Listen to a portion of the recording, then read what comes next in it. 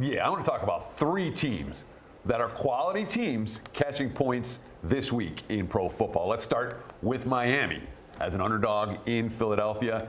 Philly's got a banged up secondary, and that's probably not what you want going against the most explosive, dynamic, pass-catching group in the league. It is worth noting, however, Miami, from a strength of schedule standpoint, they've been feasting on the weak. Their one game against the strong was not pretty. Detroit's another quality team catching points this week at Baltimore. And they're a really interesting story. Dan Campbell, 28-12 against the spread. The single best head coach against the point spread in recent history. He's been a real money-making machine since he arrived in Detroit. If they win this game, my hunch is next week, they're not going to be undervalued anymore. And let's talk about L.A. The Bolts catching points at KC. I know they lost to Dallas on Monday night with only by a field goal. And we've seen every game this year from the Bolts decided by less than a TD. KC's an under team now. They're not blowing teams out. This has been a tight divisional rivalry. LA might be worth a look on Sunday.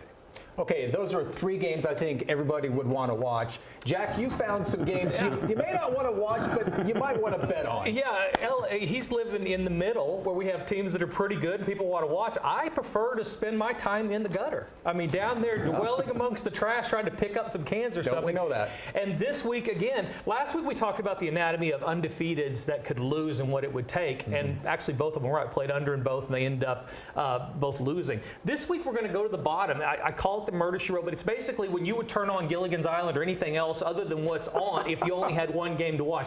And you're getting that a couple spots here. This Denver-Green Bay game and Washington and New York. Both of these games don't expect a lot of offense. New York has been averaging only 11.5 points a game. Green Bay's not Miami offensively, so this team can't throw it down the field. Love's had a lot of trouble connecting with his receivers when they run go routes. So let's look under the total, which makes the dumpster even that much more enjoyable. 3 and out, punt the ball away, clouds of dust, and no points. So I like under in the Denver-Green Bay game and also Washington and New York. So you hold your nose. You're not watching it. Maybe go mow the lawn, take the dog for a walk. Yeah, go to a store and get a Coke or something. You're not going to sit around and watch this game. But the money spends exactly the same if you can get on the right side of these.